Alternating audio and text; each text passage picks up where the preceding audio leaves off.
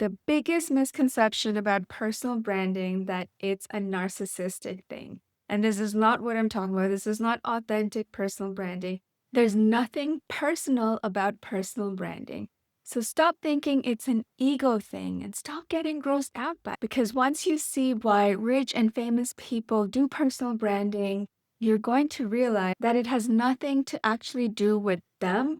It has everything to do with the products and services that they're trying to sell, and it has everything to do, as a result, with the people they're trying to serve. Are you confused? Stay with me because in just a moment, I'm going to share 3 examples of real famous people you probably already know who are doing personal branding in this way, in an extremely non-personal. But does that mean their personal brands aren't actually helping them to grow their business or attract their ideal clients or even attract the perfect team and help them in recruitment? My name is Ritu and I do personal branding for therapists, coaches, and heart-centered business owners.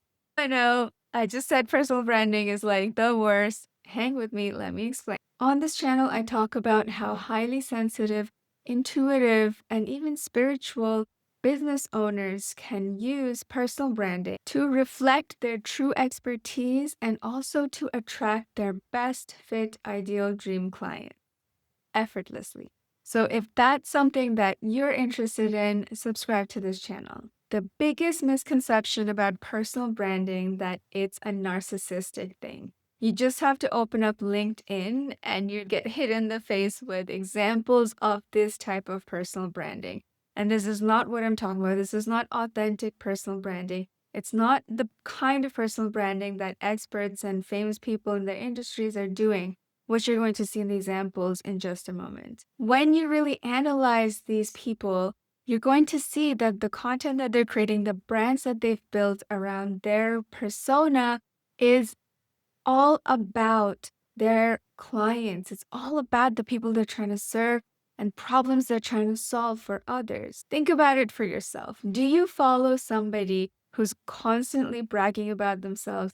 I accomplished this, that. Oh, I'm really happy to announce that I've joined this and this position. I can't wait to bring this company to great new heights, blah, blah, blah. No, when you see that, you just want to like unfollow and delete that person from your LinkedIn instantly. You do follow those people that are constantly providing value, offering solutions to problems that you personally might have dealt with, and who inspire you. So let's get right into the examples. The first person I want to talk about is Dan Martell. If you're in the SaaS entrepreneurship space, then you've heard of Dan Martell. He's a serial entrepreneur, probably a billionaire by now, an investor, an incubator leader, and an excellent YouTube educator. He's also a best-selling author. But the thing is, his entrepreneurial journey did not start by being a YouTuber. His entrepreneurial journey started when he was just 17 years old. When most people are still finishing up their high school, he was already out there building software, building companies. He made his first $1 million at age 27. And much later, when he was already almost middle-aged and had gray hair, that's when he started to go on YouTube. And that's when he started to talk about all the knowledge he had gained from mentoring hundreds of other entrepreneurs and being the boss of thousands of employees, made and sold businesses. And he wanted to extend all that wisdom, all that service that he could offer to others by helping somebody else rise up to their new level of entrepreneurship or leadership. That's when he started to establish consciously a personal brand. He didn't do it just so he could be more famous. He did it so he could reach more people and help more people. He did it. He put his own face, name, and voice out there, not for himself, but in service of others. That's the key word here. It is service. And you're going to hear me saying it again and again as I share the other 2 examples with you. The next person I want to talk about is Layla Hormozi. Her husband Alex have built an empire with acquisition.com. And she is known and loved for her no-nonsense approach her huge, rich wealth of information about entrepreneurship, leadership, being a boss, managing a team, and her deep understanding of human weakness, of the struggles that all of us go through. And she talked about that openly because she ultimately believes in our inner strength to overcome those weaknesses. Layla is another perfect example that personal branding is not personal at all, actually. Layla and Alex didn't start their personal brands because let's just do personal branding. They first built businesses. They first went and sold things and built businesses and learned the hard way, made millions. And then, in order to take their work further, in order to reach more people, in order to attract better talent, they put their faces, voices, and names out there and invested in establishing a strategic personal brand.